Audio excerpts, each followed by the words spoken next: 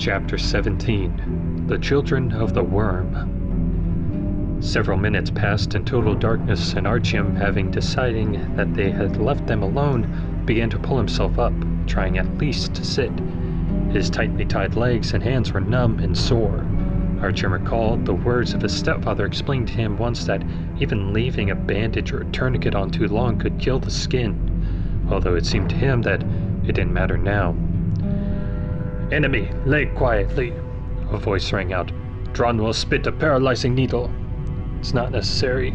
Artyom froze obediently. "You don't have to shoot." He had a glimmer of hope. Perhaps he could convince his jailer to help him get out, but how can you talk to a savage who barely understands you? And who's this great worm? He asked the first thing that came to his head. "The great worm makes the earth. He makes the world. He makes man. The great worm is everything. The great worm is life. The enemies of the great worm, the people of the machines, are death." "I've never heard of him," Artyom said, choosing his words carefully. "Where does he live?" "The great worm lives here, next to us, around us. The great worm digs all the passages. Then man says he does it. No, the great worm. He gives life. He takes life. He digs new passages. The people live in them. Good people honor the great worm. Enemies of the great worm want to kill him. That is what say the priests." "Who are those priests?" "Old people, with hair on their head. Only they can. They know. They listen to the desires of the great worm, and they tell the people. Good people do it thus. Bad people do not obey. Bad people are enemies. The good eat them."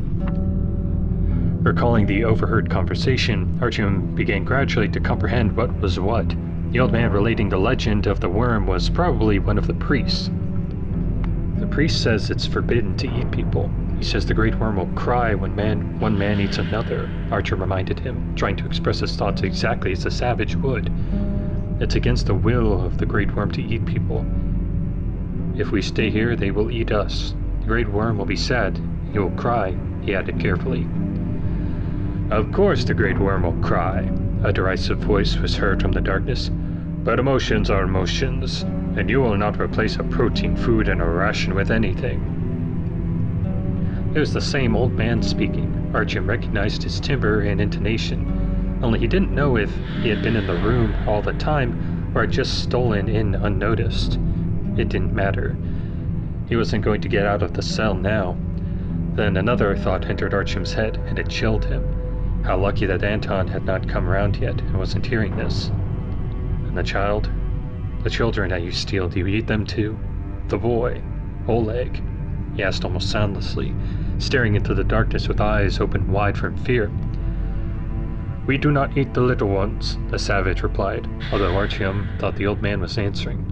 "Little ones cannot be evil. They cannot be enemies. We take little ones in order to explain how to live. We talk about the great worm. We teach them to honor him." "Good boy, Dron," the priest said. "Favorite student," he explained. "What happened to the boy you stole last night? Where is he?" "It was your monster who dragged him away, I know," Artyom said.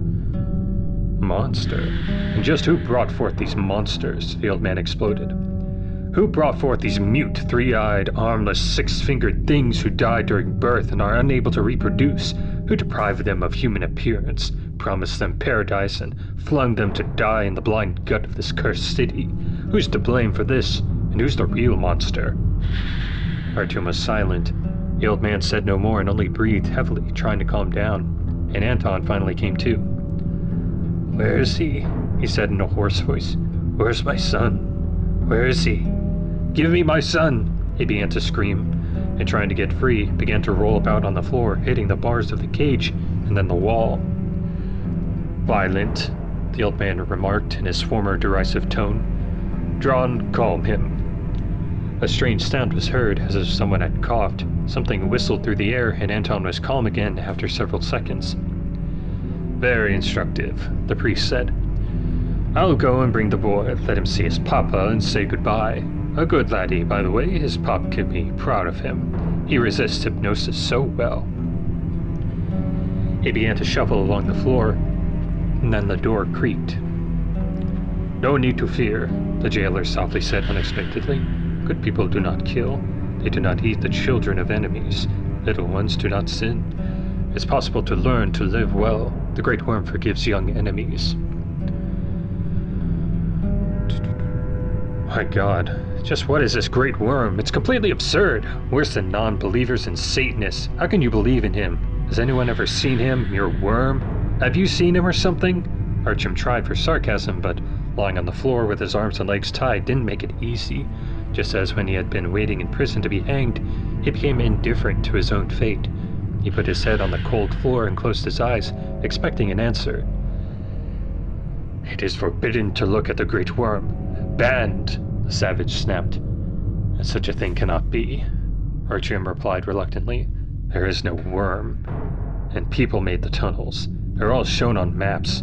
There is even a round one, where Hansa is, and only people can build round ones. I don't suppose you even know what a map is. I know, Tron said quietly. I study with the priest. He shows us. There are not many passages on the map. The Great Worm has been making new passages. They aren't on the map. Even here, our home, there are new passages. Sacred ones. They are not on the map.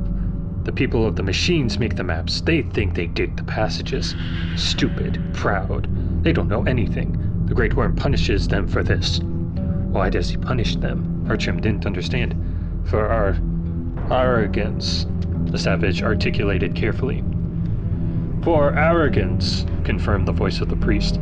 The Great Worm made man last. The man was his favorite offspring, for he did not give intellect to the others, but gave it to man. He knew that intellect is a dangerous toy, and therefore he ordered, live in the world with yourself, in the world with the earth, in the world with life and all creatures, and honor me. After this, the Great Worm went to the very bowels of the earth, but said beforehand, the day will come and I shall return. Behave as if I were with you. And the people obeyed their Creator and lived in the world with the earth he had created, and in the world with each other, and in the world with the other creatures. And they honored the Great Worm. And they bore children, and their children bore children, and from father to son, from mother to daughter, they handed down the words of the Great Worm. But those who had heard his order with their own ears died, and their children died, and many generations were replaced, and the Great Worm has not yet returned. And then, one after the other, people stopped observing his covenants and did as they wanted.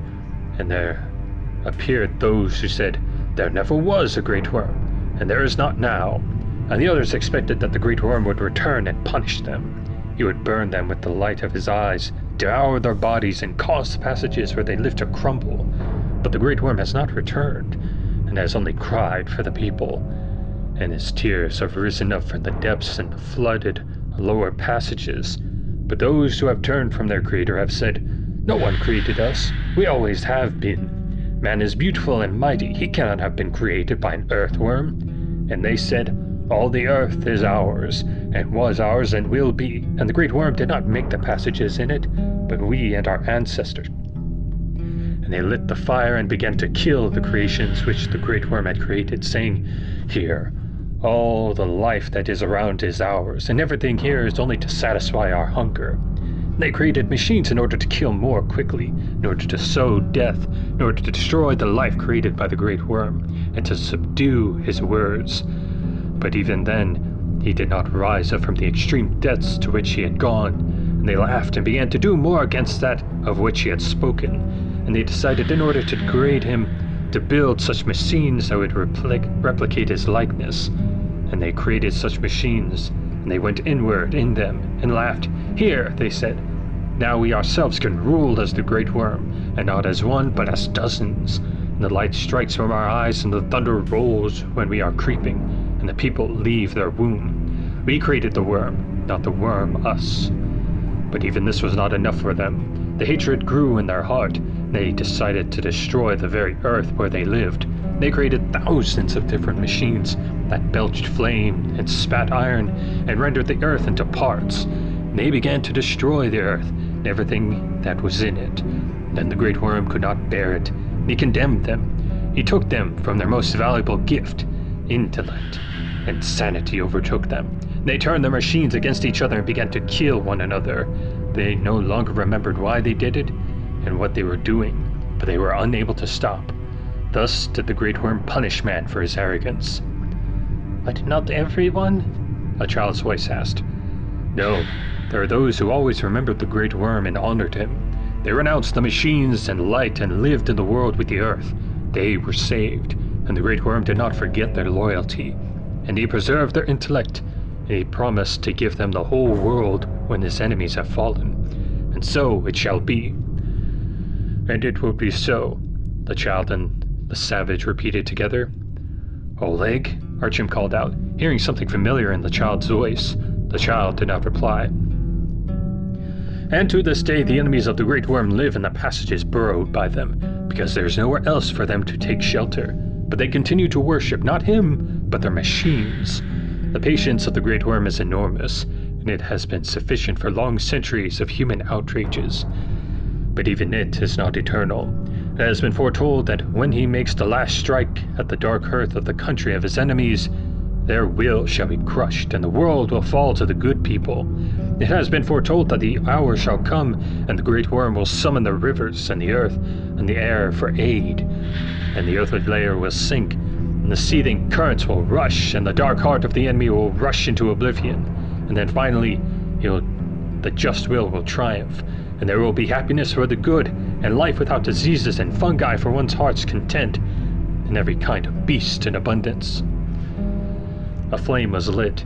Artyom had succeeded in leaning his back against the wall, and now he no longer had to bend agonizingly in order to keep the people on the other side of the bars in his field of view. A small boy sat cross-legged on the floor in the middle of the room with his back to him. Over him loomed the withered figure of the priest, lit by the flame of the burning lighter in his hand. The savage with the blowpipe in his hands stood alongside, leaning against the door jamb. All eyes were fixed on the old man, who had just finished his narrative. Artyom turned his head with difficulty and looked at Anton, who was fixed in that convulsive pose in which the paralyzing needle had caught him. He stared at the ceiling. He was not able to see his son, but he certainly heard everything. Stand up, Sonny, and look at these people, said the priest. The boy immediately got to his feet and turned toward Artyom. It was Oleg. Go closer to him. Do you recognize any of them? The old man asked. Yes, the boy nodded affirmatively, looking sullenly at Artyom. It's my pop, and I was listening to your songs with this one through the pipe. Your pop and his friend are bad people. They have been using machines and have been disparaging the Great Worm. Do you remember? You told me and Uncle Vartan that your papa did. The bad people decided to destroy the world. Yes, again Oleg nodded. So tell us again. The old man placed the lighter into his other hand. My pop worked in the RVA, the Russian force, the rocket forces. He was a missile man. I wanted to be just like him too when I grew up. Artyom's throat dried up. How had he not been able to work out this riddle earlier? So that's where the lad had got that strange tab, so had declared that he was a missile man, just like the slain Tretiak. The coincidence was almost incredible. There remained in the whole metro people who had served in the rocket forces, and 2 of them had ended up in Kievskaya. Could this have been by chance? As a missile man, these people created greater evil for the world than all the rest put together. They sent machines and equipment that burnt and destroyed the earth, and almost all life on it. The Great Worm forgives many who stray, but not those who gave the orders to destroy the world and sow death in it. No, not those who carried it out. Your father has caused intolerable pain to the Great Worm. Your father destroyed our world with his own hands. Do you know what he deserves? The old man's voice had become stern. Death? The boy said uncertainly, while glancing first at the priest, then at his father, doubled up on the floor of the monkey cage. Death, the priest confirmed. He must die. The sooner the evil people have imparted pain on the Great Worm die, the sooner his promise will be fulfilled, and the world will be reborn and delivered to the good people. Then Papa must die, concurred Oleg. That's the boy. The old man tenderly patted the boy on the head. Now run and play with Uncle Vartan and the kiddies again. Only look out, be careful in the darkness, don't fall. Drun, lead him, and I'll sit some more with them a while. Return in half an hour and the others, and grab the sacks. We'll be ready. The light was extinguished. The swift, rustling steps of the savage and the light tread of the child faded into the distance. The priest gave a cough and said to Artyom, "I'll have a little chat here with you if you aren't opposed to it. We usually don't take captives unless they are children. Then they are all puny and born sickly. But we are seeing more and more adults who are deaf. I'll be glad to talk with them, and maybe they would not mind, only, well, they hit them too quickly." "Why then do you teach them that it's bad to eat people?" Artyom asked. "The worm will cry there and so on. Well, how can I put it? It is for them in the future. For you, of course, you will miss this moment, and even me too. But now the basis of a future civilization is being laid down, of a culture which will live with nature in the world. Cannibalism is a necessary evil for them. There is nothing without animal protein, you see. But the legends will remain, and when the direct need to kill and stuff your face with those like you fades away, they will stop doing it. Only then will the great worm remember. It is unfortunate only to be living in this dandy time." The old man again began to laugh unpleasantly.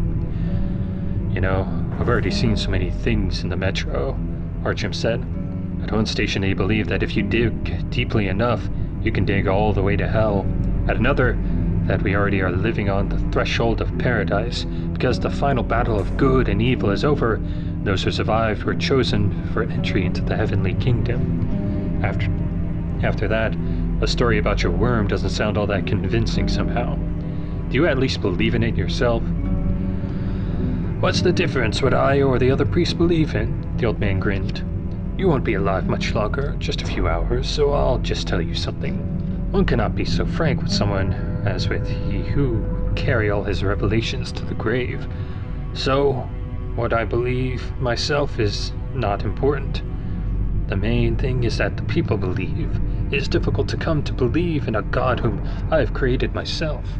The priest stopped for a short while, thinking, and then continued. "How could I explain it to you? When I was a student, I studied philosophy and psychology at the university, although I doubt that's anything to you. And I had a professor, an instructor of cognitive psychology, a most knowledgeable man, who laid out the intellectual process systematically. He was a real pleasure to listen to. And then I put him a question, as all others do at that age. Does God exist? I had read various books, had conversations, as is customary, and I was inclined to the view that most likely he did not. And somehow I decided that this professor in particular, a great expert on the human soul, could answer for me precisely the question that so pained me.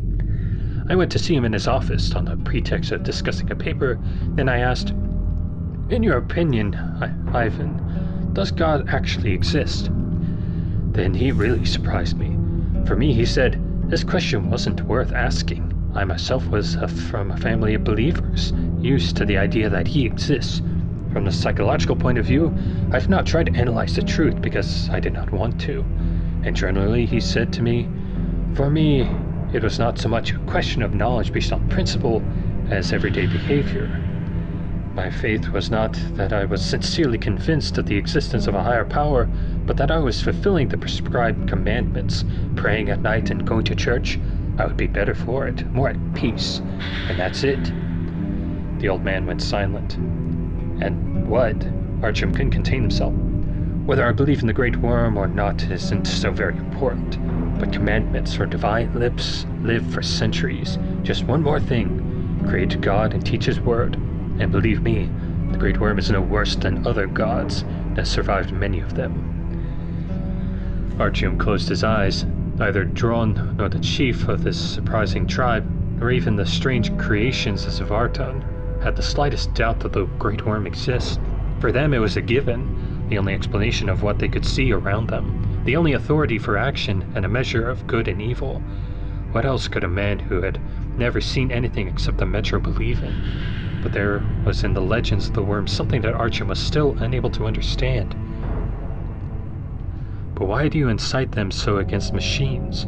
What's so bad about these mechanisms? Electricity, lighting, firearms, and so on. Your teachings mean that your people will live without them," he said. "What's bad about machines?" The old man's voice changed dramatically.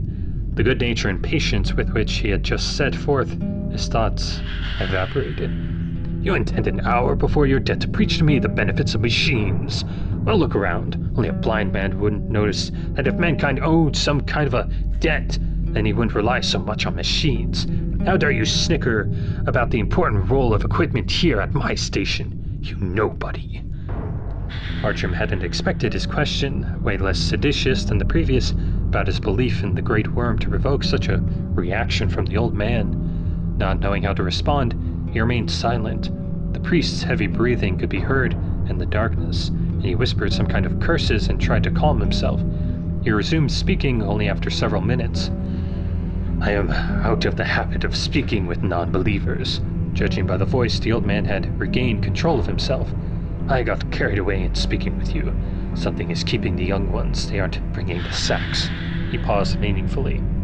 What sacks? Artyom responded to the ploy. They won't prepare you. When I spoke of torture, I wasn't being strictly accurate. Pointless cruelty goes against the grain of the Great Worm. My colleagues and I, when we understood that cannibalism had taken root here, and we could no longer do anything about it, decided to look after the culinary side of the problem. And so someone recalled that the Koreans, when they eat dogs, catch them alive, put them in sacks, and beat them to death with sticks. The meat benefits a lot from it. It becomes soft and tender.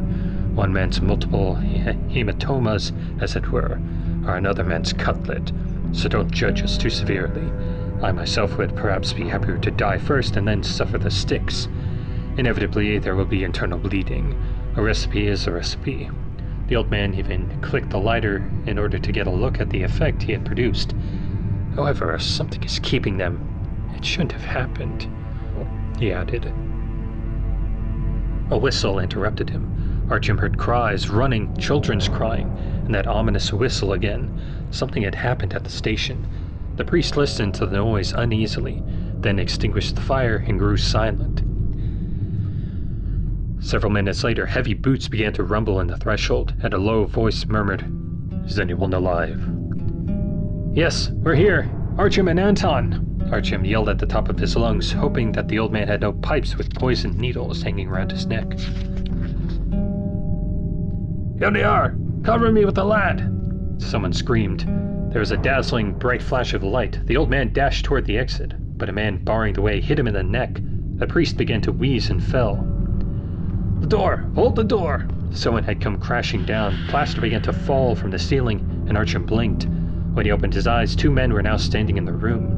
They were not run-of-the-mill soldiers, and Artyom hadn't seen anyone like them before. Dressed in heavy, long, bulletproof vests over tailored black uniforms, both were armed with unusual short machine guns with laser gun sights and silencers. In addition, massive titanium helmets with face guards, like the Hansa Spetsnaz, and large titanium shields with eye slits added to the impressive sight. A flamethrower was visible at the back of one. They quickly inspected the room, illuminating it with long and inconceivably strong flashlights that were shaped like cudgels. These? One of them asked. Them, the other confirmed. Efficiently examining the lock on the door of the monkey cage, the first moved back, took several steps, and leapt, striking the cage with his boots. The rusty hinges broke, and the door collapsed half a foot from Artyom. The man lowered himself onto the knee in front of Artyom and lifted his face guard. Everything now fell into place. Miller was looking at Artyom through squinted eyes. His wide serrated knife slipped along the wires, entangling Artyom's legs and hands. Then the stalker cut the wire that had been binding Anton. Alive, Miller remarked with satisfaction. Can you walk? Artyom began to nod, but was unable to lift himself to his feet. His numbed body was still not totally under his command. Several more men ran into the room. 2 of them immediately took up a defensive position at the doors. There were 8 fighters in all in the party. They were dressed and equipped just like those who had stormed into the room, but several of them were long leather coats, as Hunter had. One of them lowered a child to the ground, covered him with the shield he wore on his arm. The child immediately raced into the cell and bent over Anton. Papa, I lied to them so they think that I was on their side. I showed them where you are. Forgive me, Papa. Papa, don't be silent. The boy could hardly contain his tears. Anton looked at the ceiling with glassy eyes.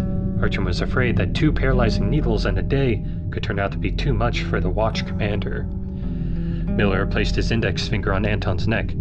He's okay, he concluded after several seconds. He's alive. Bring the stretcher.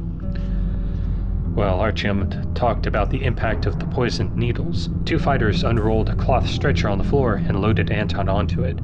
On the floor, the old man began to stir and mumble something.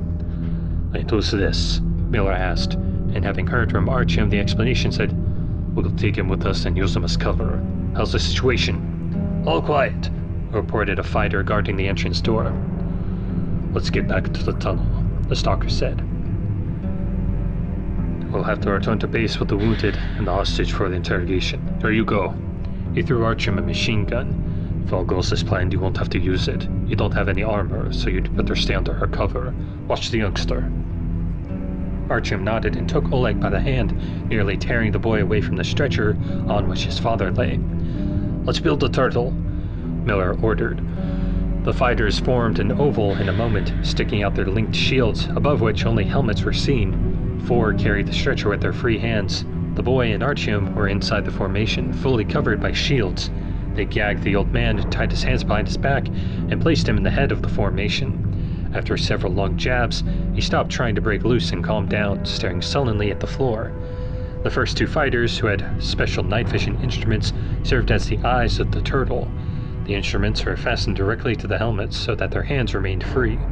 The party bent down on command, covered their legs with the shields, and moved ahead swiftly. Squeezed between the fighters, Artyom held Oleg's hand tightly and pulled him along. He couldn't see anything. He could work out what was happening only by the curt instructions. "Three on the right. Women, a child." "On the left, in the arch! In the arch! They're shooting!" Needles began to clang on the metal of the shield. "Take them out." Machine gun pops were heard in response. "There's 1, 2.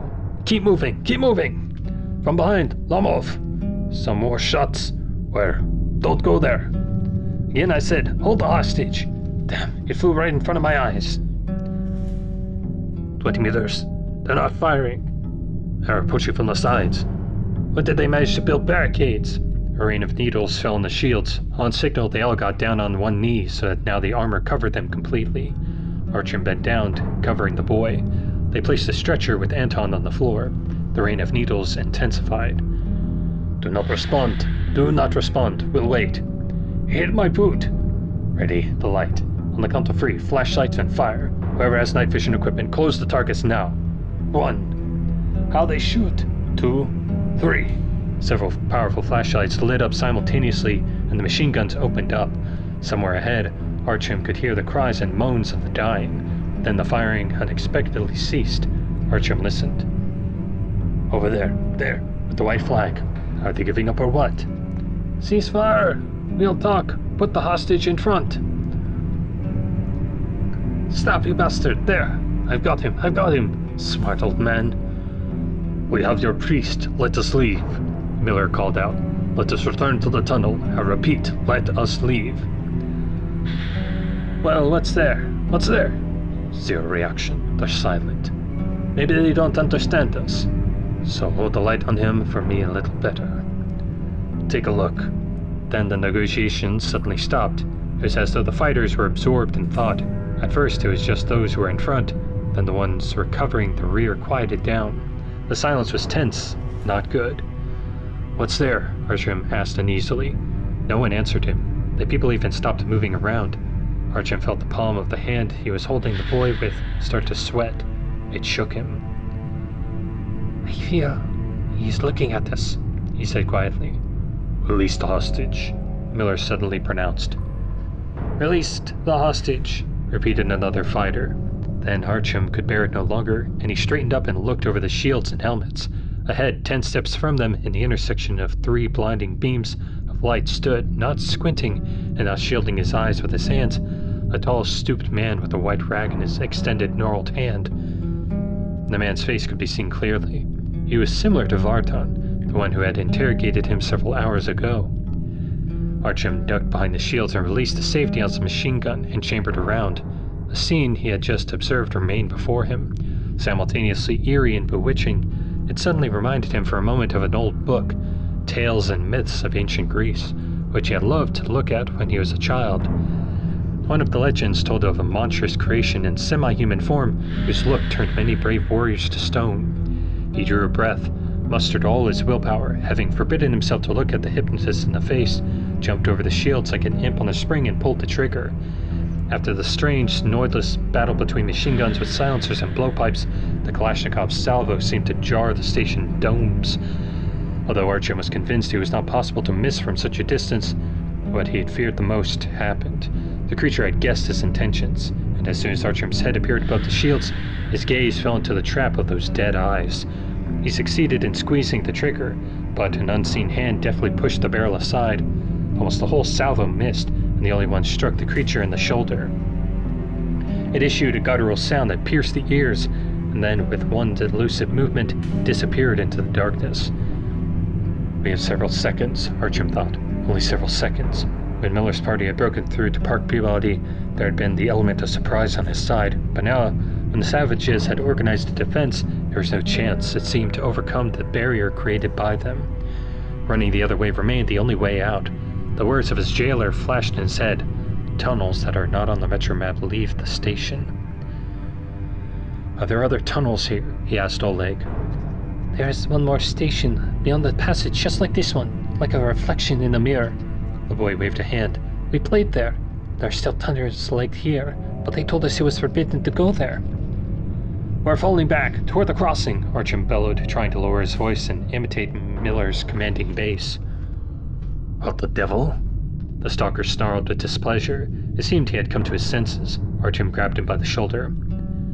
Quickly, they have a hypnotist here, he began to jabber. We can't penetrate this barrier. There's another exit there, beyond the crossing. True, it's a double, this station. Let's go. The stalker accepted the decision. Hold the barricade, back. Slowly, slowly. The others slowly, as if unwillingly, began to move, urging them with new orders.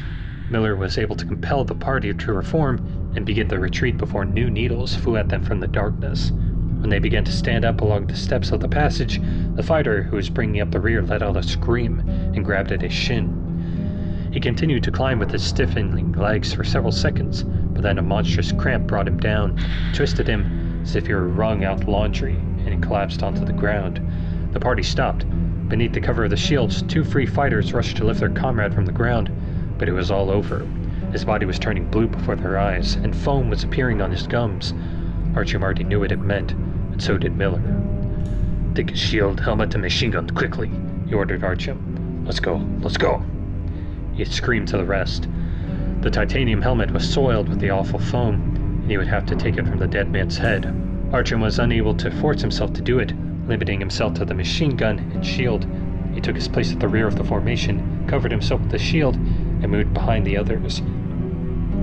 Now they were nearly running. Then someone threw a smoke bomb far ahead, and, availing themselves of the confusion, the party began to climb down to the tracks. Another fighter cried out in surprise and fell to the ground. Now only 3 were able to carry the stretcher with the wounded Anton. Artyom was reluctant to show himself from behind the shield and fired back several times without looking. Then things grew strangely quiet.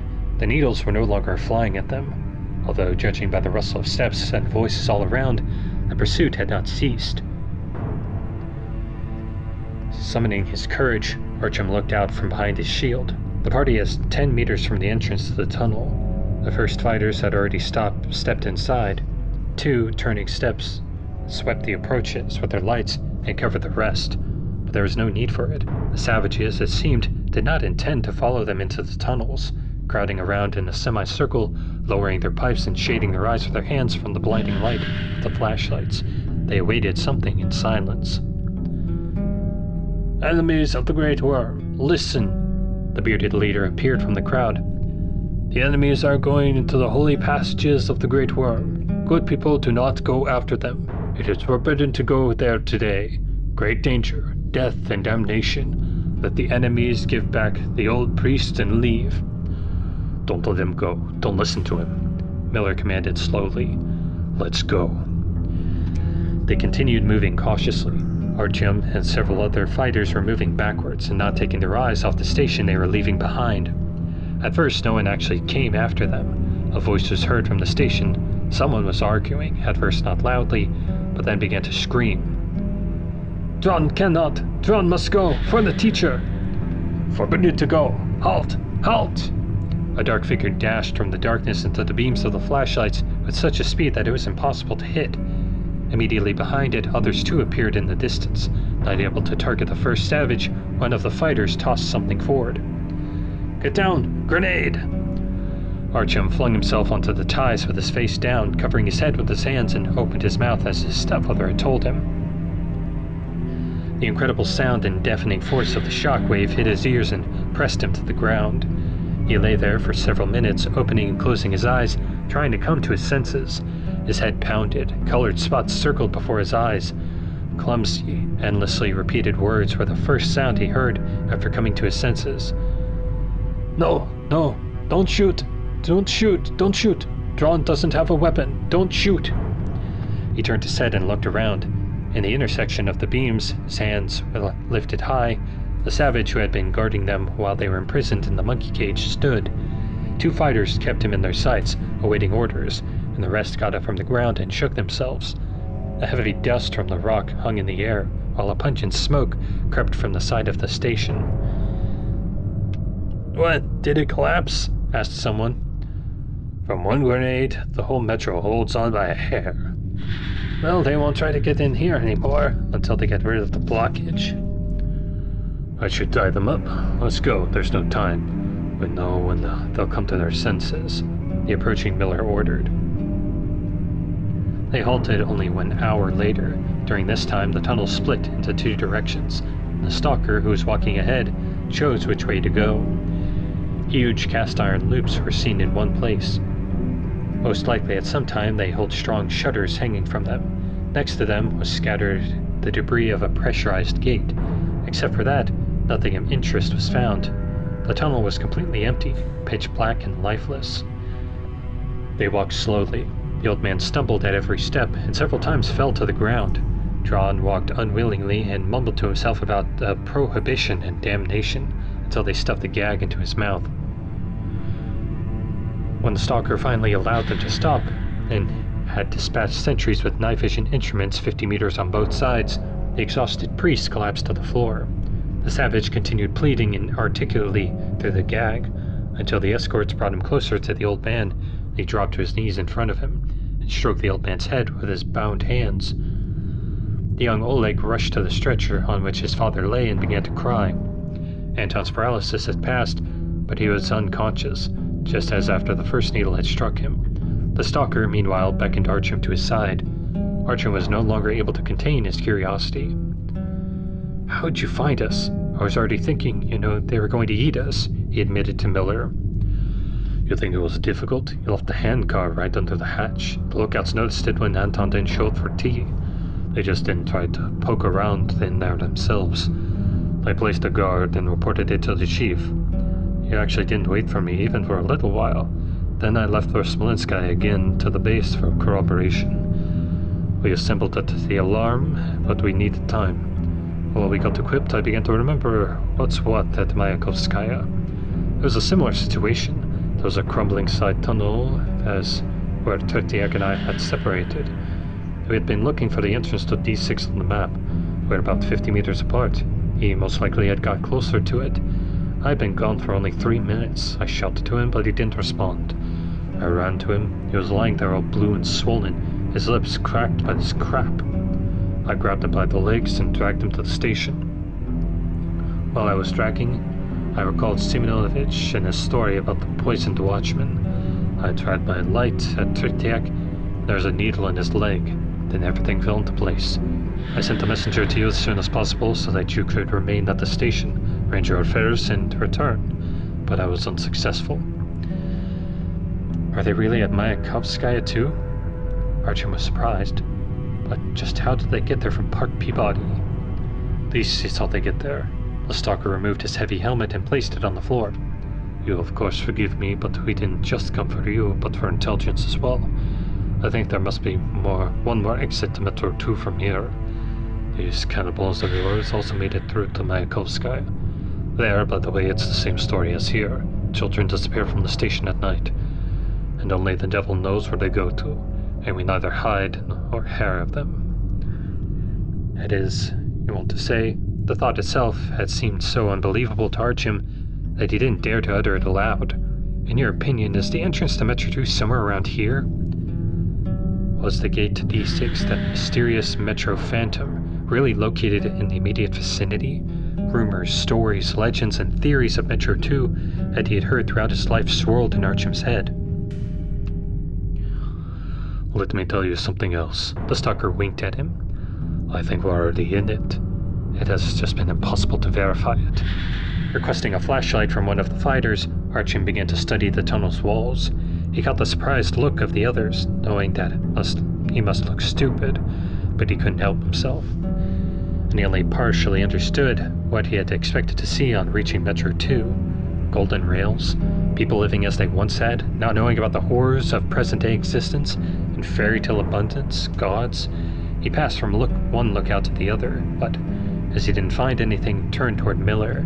He was speaking with the fighter who was guarding the savages. What about the hostages? Finish them off? The escort asked casually. First we'll have a little talk. The stalker answered. Bending down, he pulled the gag from the old man's mouth. Then he did the same for the second prisoner. Teacher! Dron is coming with you. I'm coming with you, teacher. The savage immediately began to lament, swaying from side to side above the groaning priest. Dron is violating the prohibition of the holy passages. Dron is ready to die at the hand of the enemies of the Great Worm, but Dron is coming with you to the end. What else is there? What is about this worm? What about the holy passages? Miller asked. The old man was silent. Looking at the escorts in fright, Dron hurriedly said, The holy passages of the Great Worm are forbidden for good people. The Great Worm may appear here.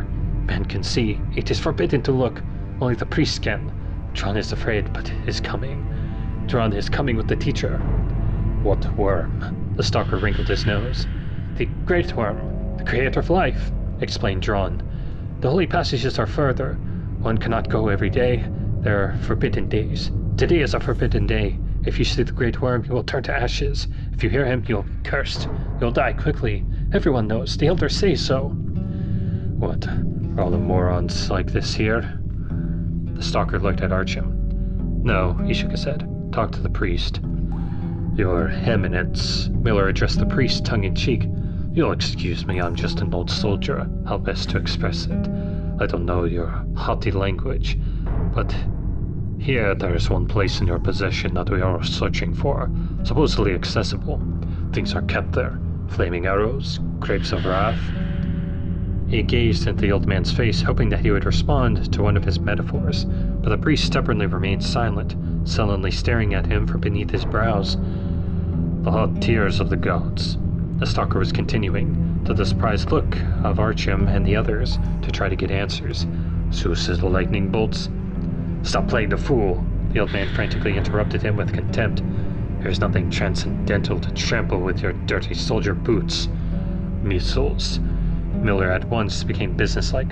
The missile unit just outside Moscow. An exit from the tunnel at Glukhovsky. You must remember what I'm talking about. We have to get there right away. It would be better for you to help. Missiles, the old man repeated slowly, as if testing the flavor of the word.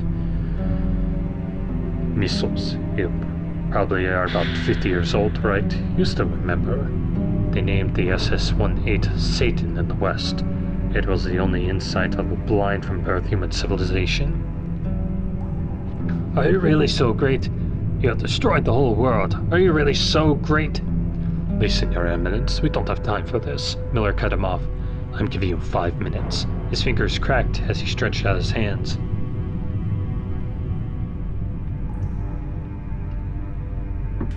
The old man made a face, as if it was as if neither the combat dress of the stalker and his fighters, nor the poorly concealed threat in Miller's voice had the slightest impact on him. And what? What can you do to me? He smiled. Torture me? Kill me? Go ahead. I'm already old, and in our faith there are not enough martyrs. So just kill me, like you killed hundreds of millions of other people. And you killed my whole world, our whole world. Go ahead, squeeze the trigger of your damn machine as you press the triggers and buttons of thousands, dozens of different lethal devices. The old man's voice, at first weak and hoarse, quickly turned steely. Despite his matted gray hair, tight hands, and short stature, he no longer looked pathetic. A strange force emanated from him. His every new word sounded more convincing and menacing than the last. You don't have to smother me with your hands. You don't even have to see me in agony. You and all your machines will be damned. You have devalued both life and death. Do you consider me a madman? But the true madmen are you, your fathers and your children. Wasn't it really a perilous madness to try to subjugate the whole earth to yourselves, throw a bridle on nature and cause it to cramp and convulse? Where were you when that world was destroyed? Did you see how it was? Did you see what I saw? The sky, at first melting, and engulfed with lifeless clouds, boiling rivers and seas, expelling into the shores creatures boiled alive, then converted into frozen custard. The sun disappearing from the sky, not to reappear for years. Homes turned to dust in a split second, and the people living in them turned to ashes. Did you hear their cries for help? And those who died from epidemics and maimed by radiation? Did you hear their curses? Look at him. He pointed at Drawn. Look at all those without arms, without eyes, with 6 fingers, even those who have obtained new capabilities. The savage fell to his knees and seized on every word of his priest with awe, and Artyom himself felt something similar. Even the other soldiers unwillingly took a step back. Only Miller continued, screwing up his eyes to look the old man in the eyes. Have you seen the death of this world? The priest continued. Do you understand who is to blame for it? Who converted boundless green forest into scorched deserts? What did you do with this world, with my world? Earth has not known a greater evil than your damned mechanized civilization. Your civilization is a cancerous tumor. It's a huge amoeba, greedily soaking up everything it's useful, and nourishing and belching out only fetid poison waste. Now you once more need missiles. You need the most frightful weapons created by a civilization of criminals. Why? In order to complete that which you started? Murderers! I hate you. I hate you all! He yelled in a rage, then had a coughing fit and fell silent. No one breathed a word until he stopped coughing and continued. But your time is coming to an end. Even I do not survive until then. Others will come to replace me. Those who will come, who understand the perniciousness of technology. Those who will be able to manage without it. Your numbers are dwindling, and you will not be here much longer. It's sad that I will not see your agony. But we are nurturing sons who will. Man will repent that he destroyed everything of value to him in his arrogance. After centuries of deception and illusions, he will finally learn to distinguish between evil and good, between the truth and a lie. We are cultivating those who will populate the earth after you, so that your agony was not dragged out.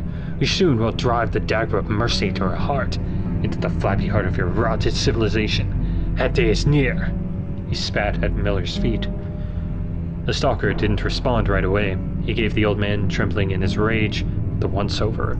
Then, folding his arms across his chest, asked with interest, And what, you conceived some kind of worm and made up a tale just to inspire your cannibals to hate technology and progress? Shut up! What do you know of my hatred of your diabolical technology? What do you understand about people and their hopes and goals and needs? If the old gods allowed man to go to hell and die themselves along with their world, it makes no sense to revive them. In your words I hear the bloody arrogance, the contempt, the pride that brought mankind to the brink of disaster. So, there will be no great worm, though we dreamed him up. You will very soon be convinced that this fabricated underground god is mightier than your celestial beings, those idols that tumbled from their thrones and were broken asunder. You laugh at the great worm, go ahead and laugh, but you will not have the last laugh. That's enough, the gag, the stalker ordered. Don't touch him for now. He may come in handy for us again. They once more stuffed a rag in the mouth of the resisting old man as he cried out obscenities. The savage stood quietly, his shoulders drooped helplessly, but he did not take his lackluster eyes off the priest. Teacher, what's it mean? There's no great worm? He uttered gravely at last. The old man didn't even look at him. What's it mean? The teacher dreamt up the great worm? Drone spoke dully, shaking his head from side to side. The priest did not answer.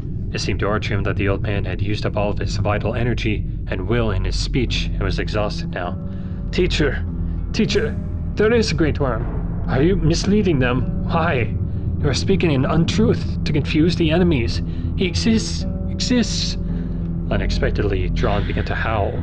Such despair was heard in this half-wailing, half-crying that Artyom wanted to approach him to comfort him. The old man, it seemed, already had said adieu to life, that lost any interest in his pupil, for now other questions troubled him. He exists! He exists! We are his children! We are all his children! He is and always was and always will be! He exists! If there's no great worm, that means we are completely alone! Something terrifying was happening to the savage who had been left bereft.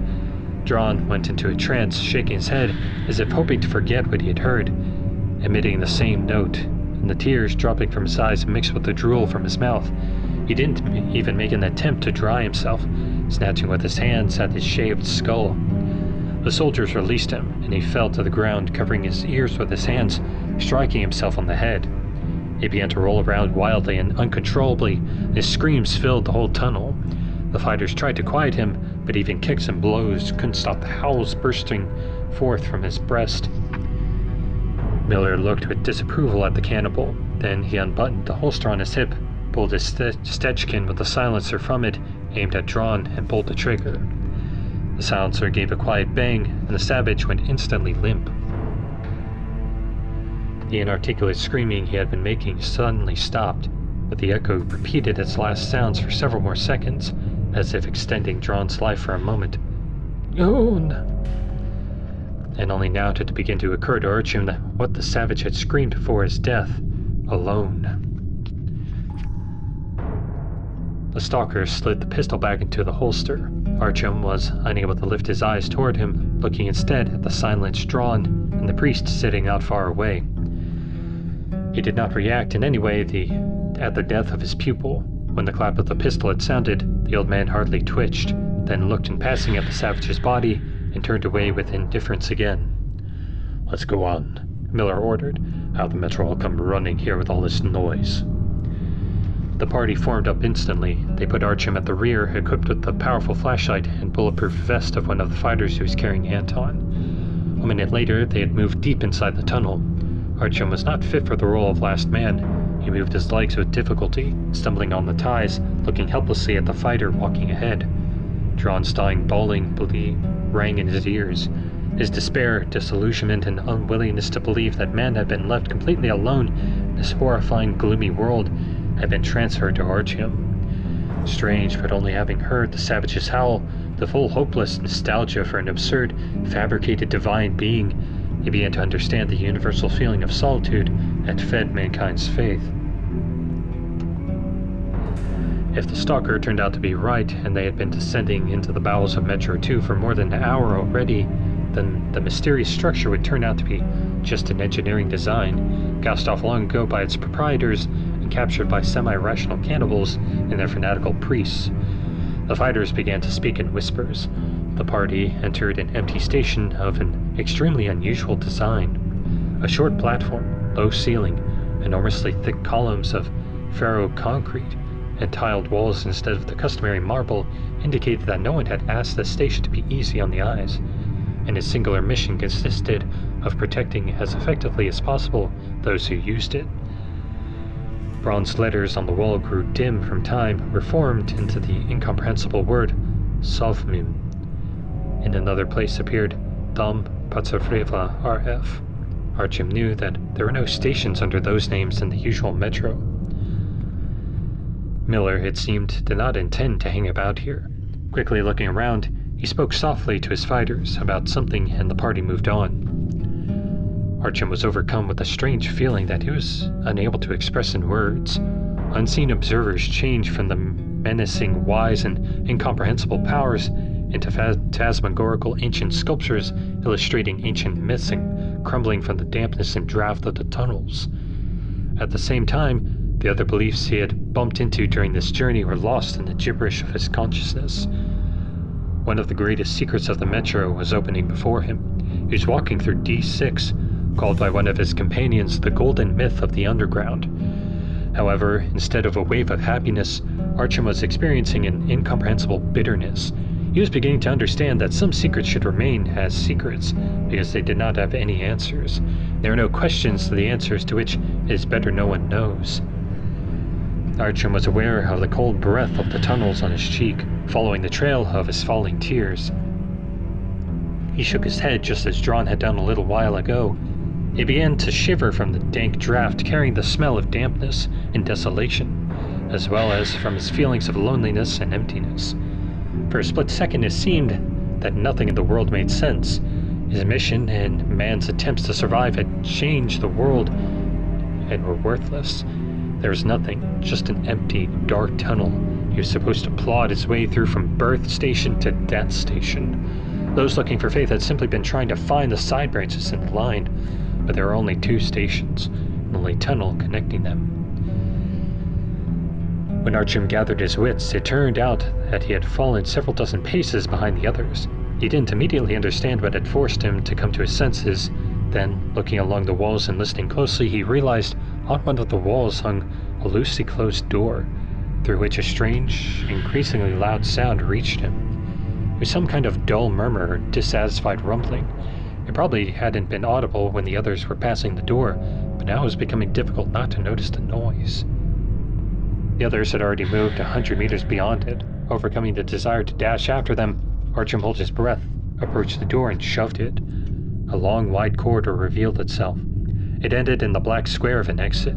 The murmur was coming from there. Increasingly, it sounded like a roar of a huge animal. Artyom did not dare step inside. He stood as if bewitched, staring into the dark emptiness, and listened till the roar had intensified many times. He saw in the beam of his flashlight something incredibly huge hurtling toward him. He recoiled, slammed the door, and hurried to catch up with the others.